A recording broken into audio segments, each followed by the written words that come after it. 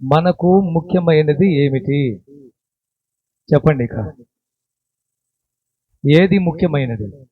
మన జీవితంలో, మన కుటుంబంలో, మన బ్రతుకులో కొన్ని ముఖ్యమైన సంఘటనలు ఉంటాయి. కొన్ని ముఖ్యమైన విషయాలు ఉంటాయి. ఏంటివి? అమ్మా, శాంతి, సమాధానం. ఇంకా ముఖ్యమైనది అంటే అర్థమైంది. ముఖ్యమైనది అంటే ప్రాముఖ్యమైనది. ఇంకా ముఖ్యమైనది అంటే ముఖ్యమైనది. చెప్పండి. అన్నిటికంటే విలువైనది. అది ముఖ్యమైనదంటే ప్రధానమైనది. ఏదైతే మనకు అవసరమో అది మనకు దొరికినప్పుడు ఎంతో సంతోషిస్తాం. అంటే విలువైనది. లేక ఇప్పుడు ఉదాహరణ, ఇప్పుడు బిడ్డలకు ఏది ముఖ్యమైనది? విద్య. చదువు వాళ్ళకు ముఖ్యం.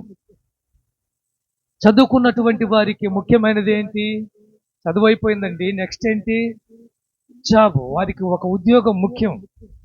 ఉద్యోగం వచ్చిన తర్వాత వాళ్ళ జీవితంలో ముఖ్యమైనది ఏంటి? ఒక మంచి జీవిత భాగస్వామి, ఒక మంచి భార్య, ఒక మంచి భర్త. పెళ్లి చేసుకున్నాక అతి ముఖ్యమైనది ఏంటి? ప్రధానమైనది ఏంటి? గర్భఫలం. అది లేకపోతే వారిద్దరి మధ్యలో సంతోషం ఉండదు. మీరు పిల్లల్ని పెట్టుకొని సంటి బిడ్డలు నేర్చుకొని రావటం ఎంత సంతోషం, ఎంత ఆనందం. కుమారులు యెహోవాను గురించు స్వాస్థ్యం, గర్భఫలం ఆయనిచ్చే బహుమానం.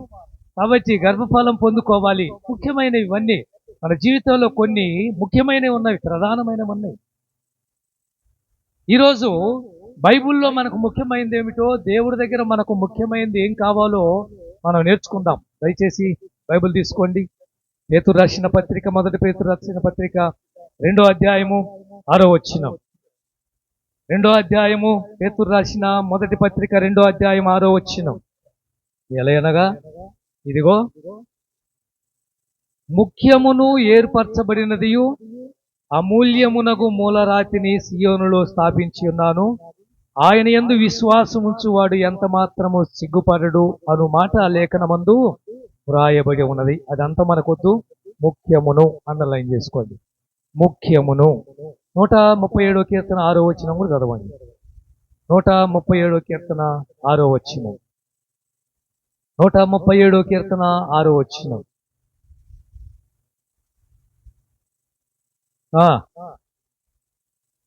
ఏంటి? నా ముఖ్య సంతోషము కంటే నేను యెరూషలేమును హెచ్చుగా హెచ్చించిన ఎడల నా నాలుక నా అంగిటిని అంటుకొనుగాక. నా ముఖ్య సంతోషం. ముఖ్యము అంటే ప్రధానమైనది, విలువైనది, ఘనమైనది.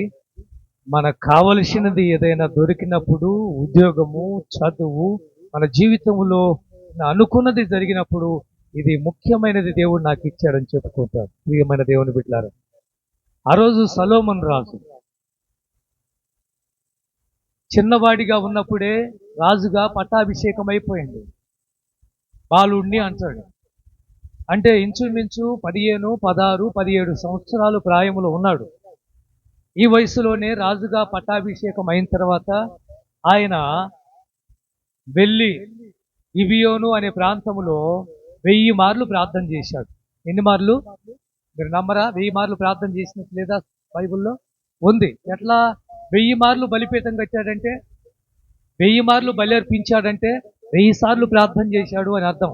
దేనికోసం 1000 సార్లు ప్రార్థన చేశాడంటే, నేను బాలుడును, తెలివి లేని వాడిని, జ్ఞానం లేని వాడిని, మాట్లాడటం చేతగాని వాడిని, ఇంత పెద్ద దేశాన్ని నా చేతిలో పెట్టారు, మరి ఎలా వారికి నేను తీర్పులు తీర్చాలి, ఎలా ఈ దేశాన్ని పరిపాలించాలి, ఎలా ఈ దేశాన్ని కాపాడుకోవాలి, నాకు జ్ఞానం కావాలి, వివేకం కలిగిన హృదయం కావాలని 1000 మార్లు ప్రార్థన చేసి దేవుడు ప్రత్యక్షమై దానితో పాటు 3 రకాల ఆశీర్వాదాలు ఇచ్చాడు.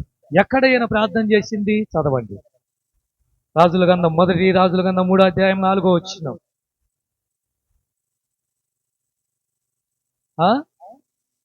గిబియోను ముఖ్యమైన ఈయన ప్రార్థన చేసింది ఎక్కడంటే గిబియోను ముఖ్యమైన పట్టణం. ఇది ముఖ్యమైన పట్టణం అని యెహోషువ గ్రంథంలో ఉంది. ఇది ముఖ్యమైన పట్టణం. గిబియోను అనగా ఒక పట్టణం. ఇది యెహోషువ గ్రంథంలో ఈ గిబియోనులోనే యెహోషువ ప్రార్థన చేసి అమాలేకులకు, ఆ తర్వాత ఇశ్రాయేలు ప్రజలకు యుద్ధం జరుగుతున్నప్పుడు యెహోషువ ప్రార్థన చేసి సూర్యుడిని ఆపింది అక్కడ, సూర్యుడిని ఆపింది అక్కడ ఈ గిబియోను పట్టణంలోనే. ముఖ్య పట్టణం ఇది. చదవండి ఆ మాటలు కూడా. యెహోషువ గ్రంథం 9వ అధ్యాయం 4వ వచనం. యెహోషువ గ్రంథం 9వ అధ్యాయము వారు బయలుదేరి కట్టి తీసుకొని 9వ అధ్యాయం 4వ వచనమయ్యా, లేదా 10వ అధ్యాయం చదవతి గిబియోను అనే మాటతో 12వ వచనం.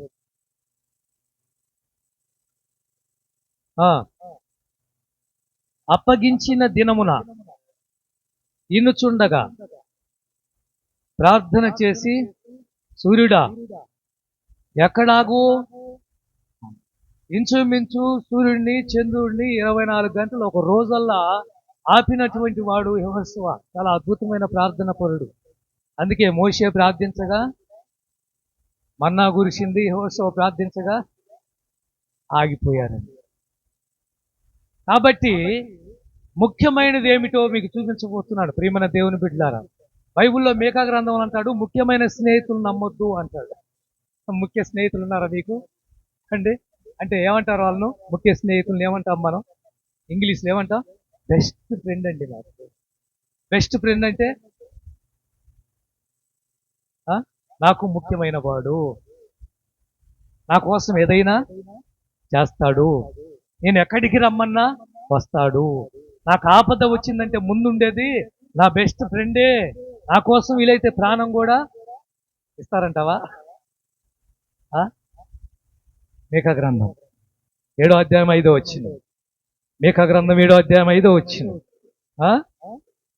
స్నేహితుల యందు నమ్మిక ఉంచొద్దు, ముఖ్య స్నేహితులను నమ్ముకొనవద్దు. చూసావా? ఎవరిని నమ్మొద్దు? మీకా గారు ఇప్పుడు రచించినవి కాదు, ఇంచుమించు 700 సంవత్సరాల క్రితం క్రీస్తు పూర్వం అప్పుడే రాసి పెట్టాడు. నమ్మొద్దు, నమ్మొద్దు, నమ్మొద్దు.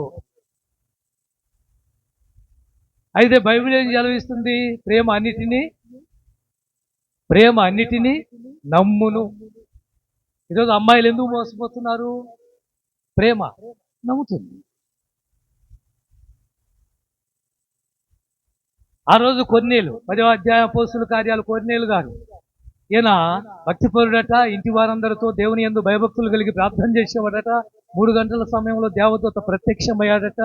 దేవుడు చెప్పాడట, ఫలాందుకు పేతురున్నాడు, పిలిపించుకొని వాక్యం చెప్పుకో, నీ ధర్మ కార్యాలు నేను తీసుకున్నాను, నేను నిన్ను చూస్తున్నానని చెప్తే, ఆ రోజు పేతురు దగ్గరికి 2 మనుషులను పంపించి పేతుర్ని తీసుకొని వస్తూ ఉన్నప్పుడే ఈయన పేతురు రాకముందే ఒక పని చేశాడు. ఇంట్లో ఏం చేశాడు? బంధువులను పిలిచాడు. ముఖ్య స్నేహితులు. ఎన్నో అధ్యాయము, ఎన్నో వచనం? 10:24 వచనం చదవండి. మర్నాడు వారు అప్పుడు కొర్నేలి తన బంధువులను, ఎవరిని పిలిచాడు? మీ ఇంటి దగ్గర ప్రార్థన పెట్టుకున్నప్పుడు నీ బెస్ట్ ఫ్రెండ్స్ని పిలుచుకో. ఆ రోజు దైవ సేవకుల ద్వారా బహుశా దేవుడు వారితో మాట్లాడవచ్చు. వాళ్ళు అన్యులే, వాళ్ళు హిందువులే, వాళ్ళు అన్యజనులే, దేవుడిని ఎరగనటువంటి వారే. మా ఇంటి దగ్గర ఫంక్షన్ ఉంది, నువ్వు బెస్ట్ ఫ్రెండ్ కదా, రావచ్చు కదా నా కోసం. ఆ రోజు కొర్నేలు చేసిన ఒక అద్భుతమైన పని ఏంటంటే, పేతుర్ని పిలిపిస్తున్నారు కాబట్టి, గొప్ప దైవ సేవకుడు కాబట్టి, దేవుడు ఆయన ద్వారా మాట్లాడుతాడు అని చెప్పి స్నేహితులను పిలిచాడు, ముఖ్య స్నేహితులను పిలిచాడు, అయిన వారిని పిలిచాడు, బంధువులను పిలిచాడు. వాళ్ళందరికీ పేతురు ద్వారా వాక్యం చెప్పిస్తే వాళ్ళందరి మీదకి పరిశుద్ధాత్మ దిగి వచ్చిందని రాయబడింది అధ్యాయంలో. అందుకే మీ ఇంటి దగ్గర ప్రార్థన పెట్టుకున్నప్పుడు తప్పకుండా మీ బెస్ట్ ఫ్రెండ్స్ని పిలుచుకోండి, మీ ముఖ్యమైనటువంటి వారిని పిలుచుకోండి. వీలైతే వాక్యం వారికి వినిపించాలి. నీకోసం రారా అమ్మా, మీ ఇంటి దగ్గర ఏదైనా ఫంక్షన్ రారా, వచ్చినప్పుడు వాళ్ళకు మర్యాదపూర్వకమైన నువ్వు ఏదైనా చేసేది ఏంటంటే దేవుని సువార్త వినిపించు. కొన్నేళ్ళు చేసిన పని మీరెందుకు చేయకూడదు? ఇక ముఖ్యమైనది క్రీస్తు అనే మాట ఒకటి మనం చూపిస్తాను. ఎఫెసీయులకు రాసిన పత్రిక 20వ అధ్యాయం 20వ వచనం. 20వ అధ్యాయము 20వ వచనం. ఎఫెసీయులకు క్షమించాలి, 2వ అధ్యాయం 20వ వచనం. మీరేం చెప్పాలి కదా 20 అధ్యాయాలు లేవని ఎఫెసీ పత్రికలో. క్రీస్తు యేసు. ఏ రాయి? ముఖ్యమైన మూలరాయి ఎవరు? క్రీస్తు యేసు. 3 మాటలు మీతో మేము పంచుకోబోతున్నాను. ముఖ్యమైనది ఏమిటి? ఎందుకు మనకు ఒక క్రిస్టియన్గా, ఒక క్రైస్తవులుగా, ఒక భక్తిపరులుగా, ఒక ఆత్మీయులుగా, ప్రార్థనకు వెళ్ళే వాళ్ళుగా, నమ్మి బాప్తిజం తీసుకున్న మనకు ఏదైనా ముఖ్యమైనది ఉందా బైబిల్లో? తప్పకుండా ఉంది. అదే మనం వినబోతున్నాం, అదే మనం నేర్చుకోబోతున్నాం. ఏంటి ఆ ముఖ్యమైనది? మొదటి మాట, ముఖ్యమైనది మన మాటే. ఏంటి ముఖ్యమైనది? ఏదైనా ఉందంటే మన మాట బాగుండాలి. ఈ మాట కోసం నీ భర్త ఎదురు చూడాలి. నువ్వు ఎప్పుడు మాట్లాడతావని నీ భార్య ఎదురు చూడాలి. నా కొడుకు నాతో మాట్లాడితే బాగుండని ఒక తల్లిగా, తండ్రిగా వాళ్ళ కోసం ఎదురు చూడాలి. ఒక ప్రియుడుగా, ప్రియురాలుగా ఒక ఫోన్ చేస్తే బాగుండు అని ఎదురు చూస్తున్నట్టుగా ప్రియమైన దేవుని బిడ్డలారా, కుటుంబ సభ్యుల్లో, సంఘ బిడ్డల్లో పాస్టర్ గారు మా ఇంటి దాకా వచ్చి కాసేపు మాట్లాడితే బాగుండు అనేలా ఉండాలి మన మాట. ఎలా ఉంది మన మాట అనేది ముఖ్యమైనది. ఏంటంటే మాట. చదవండి, యాకోబు రాసిన పత్రిక 5వ అధ్యాయం 12వ వచనం. ఇంకా మంచి మాటలు మీతో నేను పంచుకోబోతున్నాను, విందాం. ముఖ్యమైన సంగతి ఏంటంటే ఆకాశము తోడని గాని, భూమి తోడని గాని ఒట్టు పెట్టుకొనక మీరు తీర్పులో పాలు పంపులు పొందకుండా ఉండాలంటే, అవునంటే అవును, ఉండవలేదు. మళ్ళా చదువయ్యా. అది అండర్లైన్ అక్కడ ఎరగబెట్టుకోండి. ముఖ్యమైనది ఒక క్రైస్తవులకి ఏదైనా ఉందంటే నీ మాటే. నీ మాట ఎలా ఉండాలి? అవునంటే కాదంటే కాదు. వేస్తే అబద్ధాల నోరు. ఎన్నిసార్లు అబద్ధాలు చెప్పుంటావు ఆలోచించు. అమ్మ, పిల్లలు యవనస్తులు, నీ అమ్మ నాన్నకి ఎన్నిసార్లు అబద్ధాలు చెప్పు. నీ స్నేహితులతో ఎన్ని అబద్ధాలు చెప్పుంటావు. ఒక భార్యగా నిన్ను అడుగుతున్నాను, నీ భర్తతో ఎన్నిసార్లు అబద్ధాలు ఆడు. అందరు కాదండి, ఒక భర్తగా నిన్ను అడుగుతున్నాను, నీ భార్యకి ఎన్నిసార్లు అబద్ధం చేసి మోసం చేసుకుంటావు. కొండ మీద యేసుప్రభు ప్రసంగం చేస్తున్నప్పుడు 5వ అధ్యాయం మత్తయి సువార్త మొదలుకొని 7వ అధ్యాయం దాకా మత్తయి సువార్త కొండ మీద ప్రసంగం అంటారు దాన్ని. ధన్యతలతో స్టార్ట్ అయింది. 10 ఆజ్ఞలకు సంబంధించిన బోధంతా బోధిస్తూ ఉన్నప్పుడు, పరలోక సంబంధమైన ఆత్మీయ మాటలు చెప్తున్నప్పుడు ఇదే మాటలు యాకోబు ఎత్తి రాసేయడో తెలియదు, కానీ యేసుప్రభు ముందుగానే చెప్పాడు. అది కూడా చదువుదాం. 5వ అధ్యాయము 34వ వచనం. 5వ అధ్యాయము మత్తయి సువార్త 34వ వచనం. నేను మీతో చెప్పేది ఏంటంటే ఒట్టు పెట్టుకోవద్దు, ఆకాశం తోడనద్దు, దేవుని సింహాసనము భూమి తోడనొద్దు, అది ఆయన పాదపీఠము, యెరూషలేము తోడనొద్దు, అది మహారాజు పట్టణము, నీ తలతోడని ఒట్టు పెట్టుకోవద్దు, తెలుపు గాని నలుపు గాని చేయలేవు గనుక నీ మాట, అర్థమవుతుందా? నీ మాట కాదు. మీరు తీర్పులో పాలు పంపులు పొందకుండాలి అంటే, తీర్పనే మరణములేకి వెళ్లకుండా ఉండాలి అంటే, తీర్పనే నరకములేకి వెళ్లకుండా అంటే దయచేసి నీ మాటే, నీ మాటే. ఇదే కొండ మీద ప్రసంగంలో యేసుప్రభు చెప్తూ 6వ అధ్యాయానికి వచ్చినప్పుడు ఏమంటాడు? 6వ అధ్యాయానికి వచ్చినప్పుడు ప్రార్థన నేర్పించే ముందుగా ఏమన్నాడు? 6వ అధ్యాయం 7వ వచనం. 6వ అధ్యాయం 7వ వచనం. మీరు ప్రార్థన చేయనప్పుడు అన్యజనుల వలె వ్యర్థమైన మాటలు వచ్చింపవద్దు. మీరు ప్రార్థన చేసేటప్పుడు వ్యర్థమైన సంభాషణ వద్దు. ఎందుకంటే నువ్వు మాట్లాడుతుంది దేవునితో, నువ్వు ప్రార్థిస్తుంది దేవునితో, నువ్వు అడుగుతుంది పరమ తండ్రితో. అలాంటప్పుడు ఎలా పడితే అలా ప్రార్థన చేయడానికి వీలు లేదు. వాళ్ళకి ఒక కలెక్టర్ దగ్గరికి వెళ్ళినప్పుడు ఎంత జాగ్రత్తగా నువ్వు ప్రిపేర్ అయ్యి మాట్లాడతావో, ఒక ఎమ్మెల్యే దగ్గరికి వెళ్ళినప్పుడు ఎంత జాగ్రత్తగా రాసుకొని అదే మాట్లాడాలని నువ్వు ప్రిపేర్ అవుతావో, ఆ విధంగానే దేవుని దగ్గర ప్రార్థన చేసేటప్పుడు ఓ జాగ్రత్త నోరు, ఓ జాగ్రత్త. అందుకే ఆయన ప్రార్థన నేర్పించినప్పుడు పరలోకమందున్న మా తండ్రి, చాలా అద్భుతమైన చిన్న ప్రార్థన. సామెతలు అంటాడు, మీ మాటల్లో దోషం ఉండక మానదు అని రాయబడదు. ఎందుకు?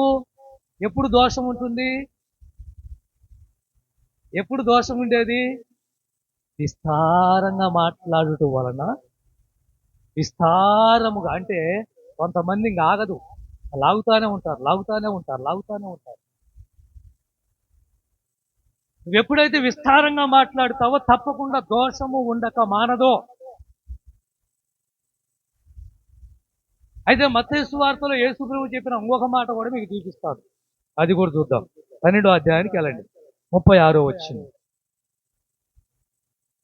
ఏంటంటే, బాగా వినండి, మనుషుడు పలికే ప్రతి వ్యర్థమైన మాటను గూర్చి విమర్శ దినమున నీవు లెక్క అప్పగింపవలసిన రోజు ఒకటి ఉంది. అడుగుతున్నాను, ఫోన్లో ఏం మాట్లాడుతున్నావు? ఏ విధంగా ఉంది నీ సంభాషణ అవతల వ్యక్తితో? ఎవరు చూడటం లేదనుకుంటున్నావా? ఎవరు వినటం లేదనుకుంటున్నావా? నువ్వు మాట్లాడే ప్రతి మాట లెక్కలేకి వస్తుంది. తీర్పులో నిలబడతావు. ఆ రోజు దేవుడు లెక్క అడుగుతాడు. ఎక్కడ దాకో ఎందుకండి? క్రైమ్ రిపోర్ట్ తెలుసు కదా మీకు, పోలీసులు తెలుసు కదా. ఏదైనా తేడాబడి ఎవరైనా మర్డర్ చేస్తే ఫోన్ నెంబర్ దొరికితే ఆ ఫోన్ నెంబర్ అక్కడ చేస్తే నువ్వేం మాట్లాడింది, ఎవరితో మాట్లాడింది, ఎంతసేపు మాట్లాడింది మొత్తం రికార్డ్ అవుతుంది. అవునా కాదా? ఒక మనుషులే ఈ రకంగా ఈ టెక్నాలజీ వాడుకొని మనిషి ఎక్కడ మాట్లాడాడో మొత్తం లాగుతూ ఉంటే, పరమ తండ్రి అయిన దేవుడు, నిన్ను గమనిస్తున్న దేవుడు, నిన్ను చూస్తున్న దేవుడు, ఆయనకు తెలియదా? అందుకే యవ్వన బిడ్డలు జాగ్రత్త, మాట్లాడేటప్పుడు బూతులు, నోరు జాగ్రత్త. ఏమంటది? ఈపేమంటది? ఈపేమంటది?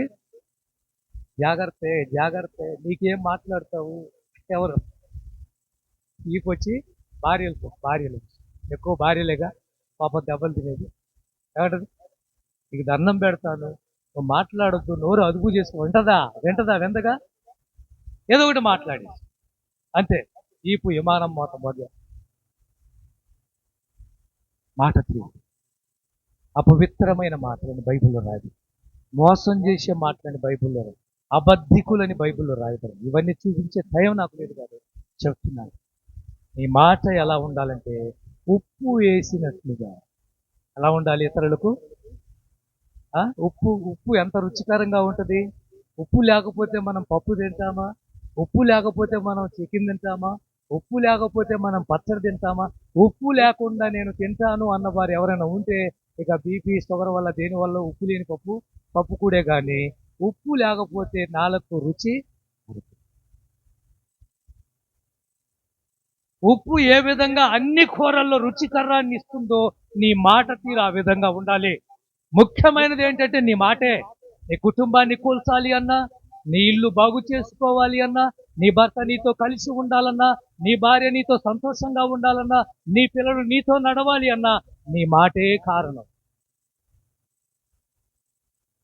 ఉదాహరణ, అది ఐస్ ఫ్యాక్టరీ. లోపలికి వెళ్ళిన వ్యక్తి రాత్రి 9 అయినా రాలేదు. మేనేజర్ లోపల ఐస్ ఫ్యాక్టరీ లోపల ఐస్ ఓల్డ్ రూమ్ ఉంటుంది, లోపలికి వెళ్ళిపోయాడు. తలుపు లాక్ అయిపోయింది.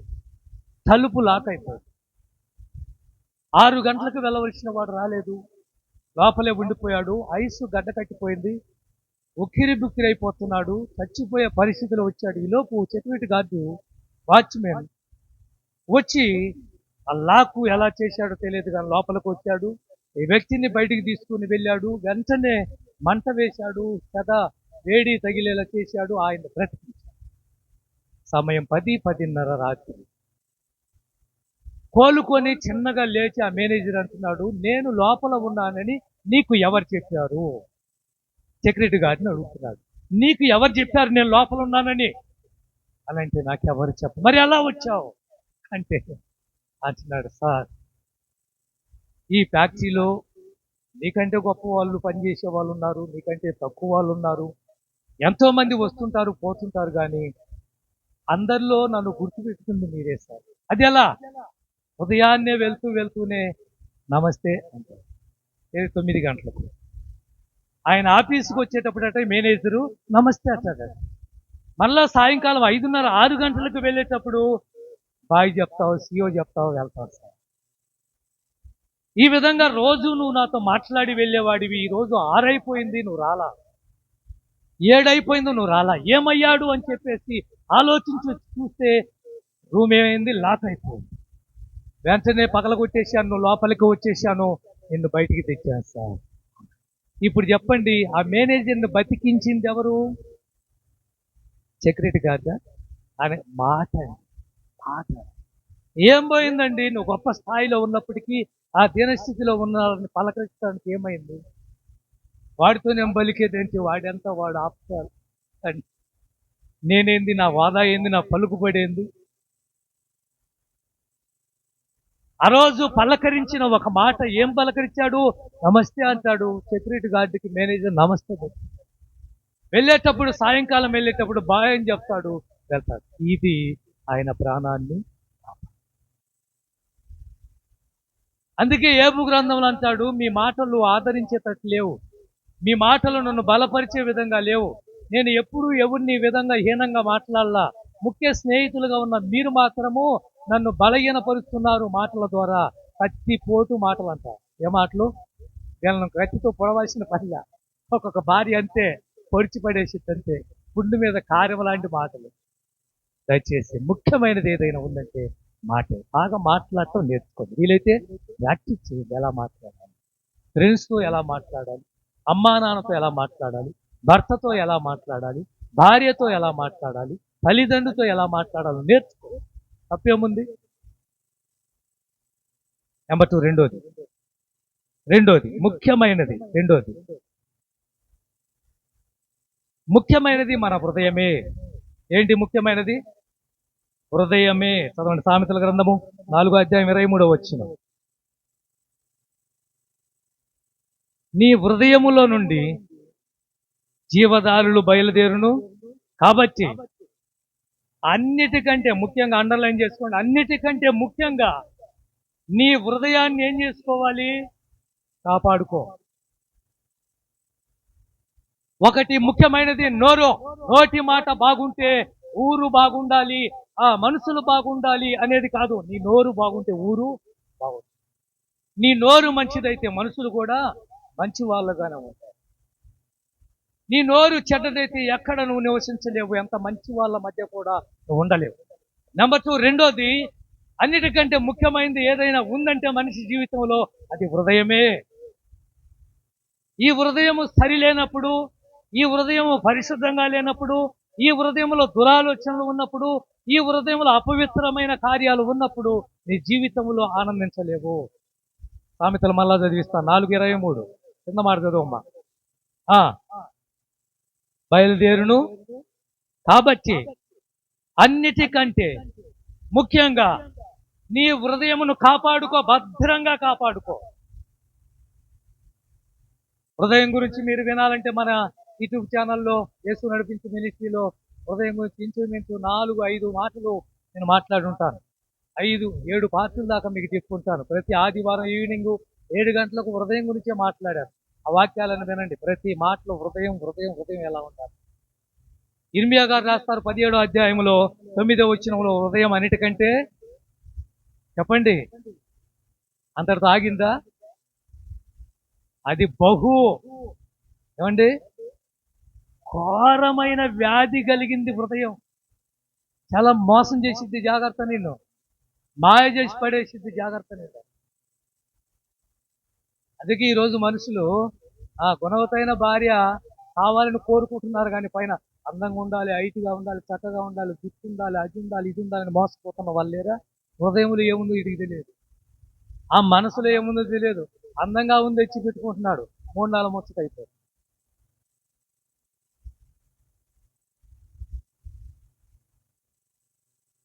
అందుకే ఆ రోజు సమూయేలు వెళ్ళి అభిషేకించడానికి వెళ్ళాడు. ఎవరి కుమారులను?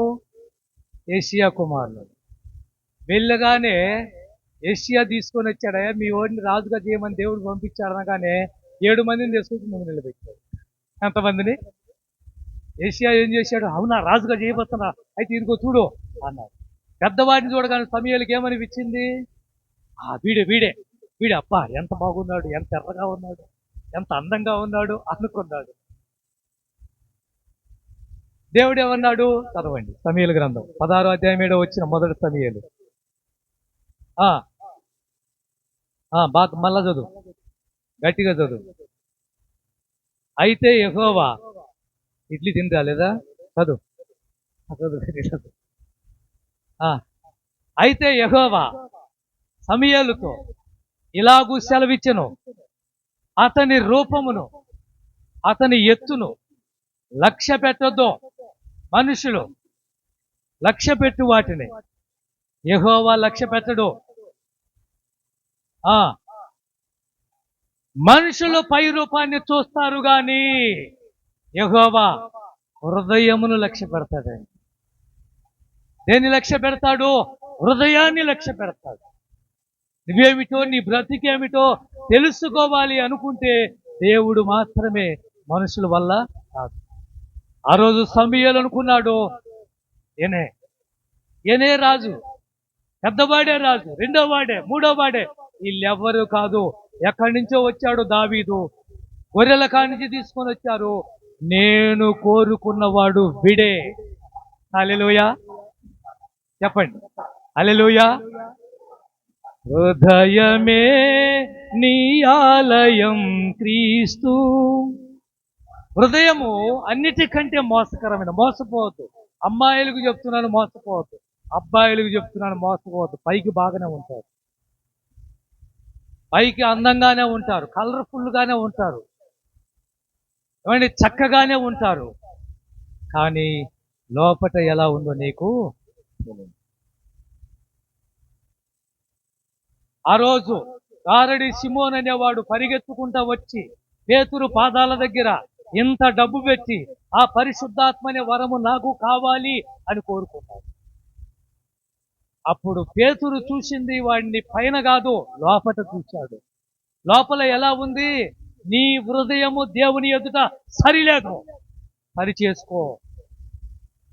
8వ అధ్యాయ అపోస్తుల కార్యాలు 21వ వచనం.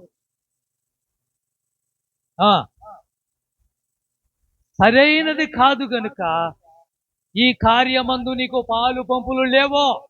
నువ్వెక్కడున్నావు? చీకట్లో ఉన్నావు. నువ్వెక్కడున్నావు? బంధకాల్లో ఉన్నావు. నువ్వెక్కడున్నావు? సైతాను కింద ఉన్నావు. నువ్వు సైతాను మనిషి వినుకో, సరి చేసుకో. నీ హృదయము సరిగా లేదు, నీ ఆలోచన సరిగా లేదు, నీ యొక్క ప్రవర్తన సరిగా లేదు, నీ నడవడి సరిగా లేదు. దేవుడు చూస్తున్నాడు. ఆ రోజు సమూయేలు పై రూపాన్ని చూశాడు, కానీ దేవుడు చూశాడు, నేను హృదయాన్ని లక్ష్య పెట్టాను. అందుకే 139వ కీర్తనలో దావీదు రాసుకుంటా, అయ్యా నన్ను పరిశోధించు, నన్ను పరీక్షించు. పరీక్షించి ఏం తెలుసుకోవాలి? నా హృదయం నీ దగ్గర ఎలా ఉందో తెలుసుకో, నా బ్రతుకు నీ దగ్గర ఎలా ఉందో తెలుసుకో, నా జీవితం ఎలా ఉందో తెలుసుకో నాయన. సామెతల్లో 23వ అధ్యాయం 26వ వచనం అంటాడు, ఇక్కడ ఒక మంచి మాట ఉంటుంది చూడు. నా కుమారుడా, నీ హృదయమును నాకిమ్ము. ఈరోజు ప్రభు అడుగుతుంది ఇదే. నీ వల్ల కాదు అది బాగు చేయాలంటే. అది ఘోరమైన వ్యాధి కలిగింది, బహు దుష్కార్యాలు కలిగింది హృదయం.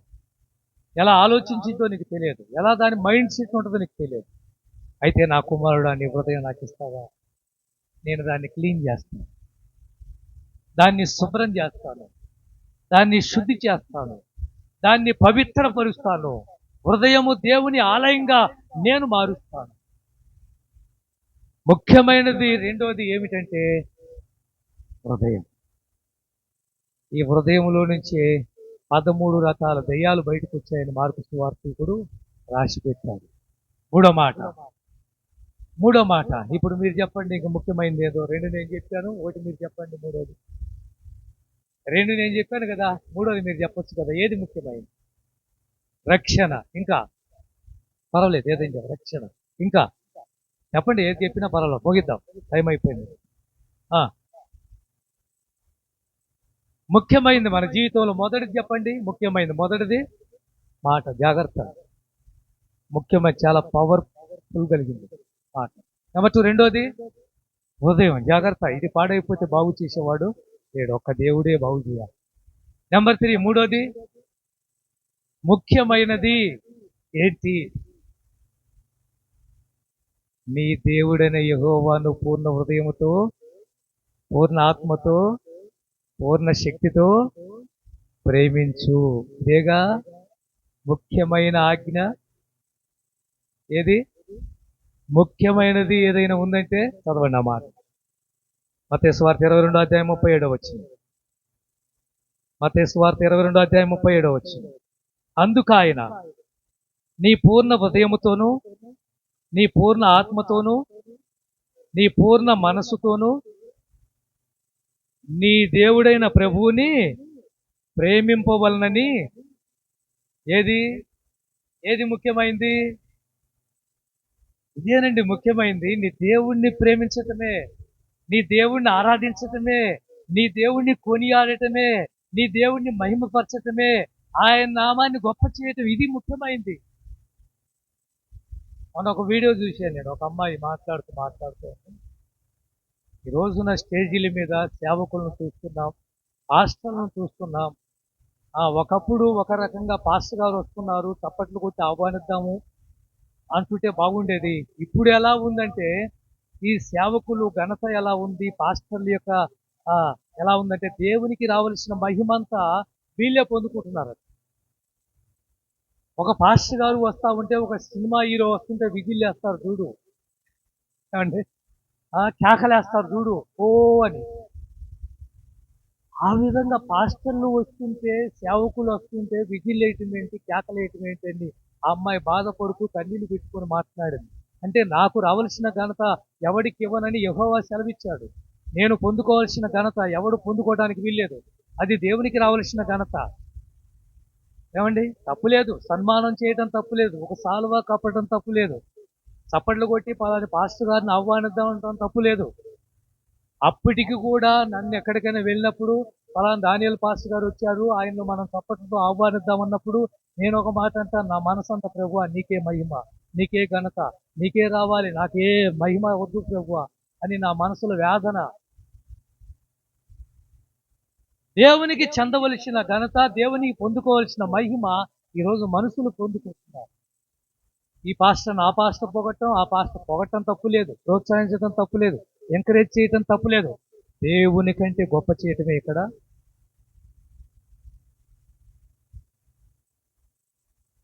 పాస్టర్లకు అభిమానులు ఉండటం తప్పు కాదండి. కానీ దేవుణ్ణి పక్కన పడేసి పాస్టర్ని దేవుడిగా చేయటము తప్పు. ఇక్కడికి వచ్చింది ఎవరు, ఎందుకు వచ్చారు? దేవుడి కోసం వచ్చారు. దేవుణ్ణి మహిమపరచాలి, దేవుణ్ణి ఘనపరచాలి అని వచ్చారు. కానీ దానియేలు పాస్టర్ గారిని చూద్దామని ఆయన్ను చూస్తే సరిపోతుంది. ఇది కాదు మనకు కావాల్సింది. ఇక్కడ జరిగిన సంఘటన మీకు చెప్తాను. 22:34 మత్తయి సువార్త 22:34 చదువు. అదే కూడి వచ్చిరి. ఎవరిక్కడ మాట్లాడుతుంది? ఒక ధర్మశాస్త్ర ఉపదేశకుడు ఆయన్ను శోధిస్తూ, బోధకుడా, ధర్మశాస్త్రములో ముఖ్యమైన ఆజ్ఞ ఏదని అడిగెను. అందుకు ఆయన, నీ పూర్ణ హృదయముతో, నీ పూర్ణ ఆత్మతో, నీ పూర్ణ మనసుతో నీ దేవుడైన ప్రభువుని ప్రేమింపవలనన్నది ఇది ముఖ్యమైనది, మొదటిదైన ఆజ్ఞ. నెంబర్ 2, రెండోది, నిన్ను వలె నీ పొరుగు వారిని ప్రేమించు. ఇది రెండో. ఇది ధర్మశాస్త్రం మొత్తం ఆధారమైన ఈ 10 ఆజ్ఞలు, 2 ఆజ్ఞలు మార్చి 10 కమాండ్మెంట్ అనే 10 ఆజ్ఞలను దేవుడు 2 ఆజ్ఞలు చేశాడు ప్రభు. ఆ 2 ఏమిటంటే, ఈ 2 ఆజ్ఞల్లో 10 ఆజ్ఞలు ఏమిటి ఉన్నాయి? మొదటిది దేవుణ్ణి ప్రేమించు, నెంబర్ 2 నిన్ను వలె నీ పొరుగు వారిని ప్రేమించు. ముఖ్యమైనది ఏదైనా ఉందంటే దేవుణ్ణి గొప్ప చేయి, దేవుణ్ణి ఆరాధించు, మనుషులను పొగడొద్దు, మనుషులను కొనియాడొద్దు. మనుషులు కొనియాడినప్పుడు మీకు శ్రమ. ఒక సువార్తలో ఎవరికి శ్రమ? ఓ పాస్టర్ గారు ఉన్నారా, నేను ఎప్పుడైనా పాస్టర్ గారు మీరు ఇంగ్లీష్లో భలే మాట్లాడతారండి అదేనంటే, దానియేలు గారు నాకు శ్రమలు తేవద్దండి ఏమంటాడు? నేనేంటండి అలా అన్నారంటే, మనుషులు కొనియాడినప్పుడు మీకు శ్రమ. ప్రోత్సాహం వేరు, ఎంకరేజ్మెంట్ వేరు, ఇవన్నీ వేరు. కానీ దేవుడికి చెప్పవలసిన ఘనత మనిషికి చెప్పడానికి వీలు లేదు. ఇంకొక మాట మీకు చూపిస్తాను చూడండి. ఒక మాట మార్కు సువార్త 12వ అధ్యాయం ఇదే మాటలు అక్కడ కూడా రాసి పెట్టాడు.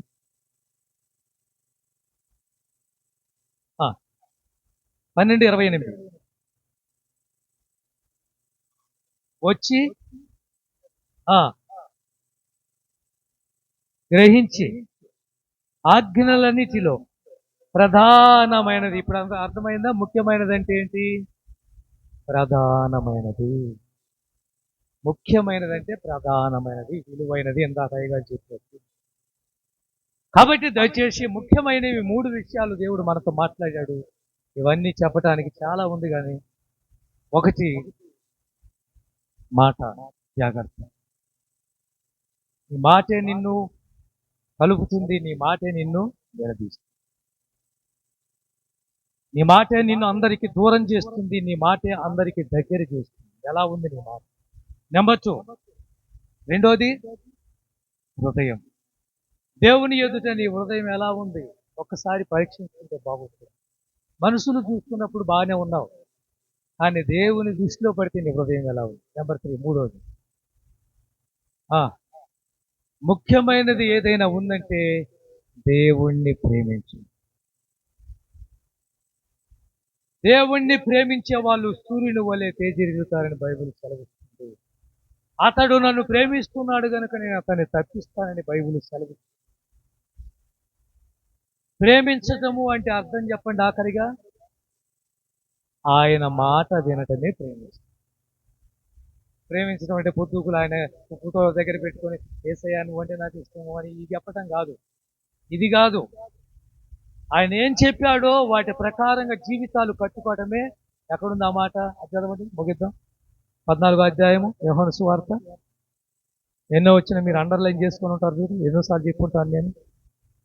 14:23 యేసు, ఒకడు నన్ను ప్రేమిస్తే వాడు నా మాట కైకొంటాడు. అది ఒకడు నన్ను ప్రేమిస్తున్నాడు, యేసు నేను ప్రేమిస్తున్నాను అని నువ్వు ఒకవేళ చెప్తే రుజువు ఏమిటని నేను అడిగితే నువ్వు చెప్పవలసిన మాట ఆయన ఏం చెప్పాడో నేను అది చేస్తాను. అదే ప్రేమించడం. కాబట్టి ఈ మధ్యాహ్న కాలం దేవుడు మనతో మాట్లాడాడు. ఈ మాటలు వింటున్న ప్రియ సహోదరి సహోదరులారా, మాట జాగ్రత్తగా కాపాడుకో. నెంబర్ 2, హృదయాన్ని సరిచేసుకో. నెంబర్ 3, దేవుణ్ణి ఆరాధించడం ప్రేమించడం మానుకోవద్దు. ప్రార్థన చేసుకుందాం. దేవుడి మాటలు మన హృదయాల్లో పదిలపరిచి దీవించును గాక. ఆమేన్. ప్రార్థన చేసుకుందాం. మన మధ్యలో ఉన్న అన్నామణి గారు ప్రార్థన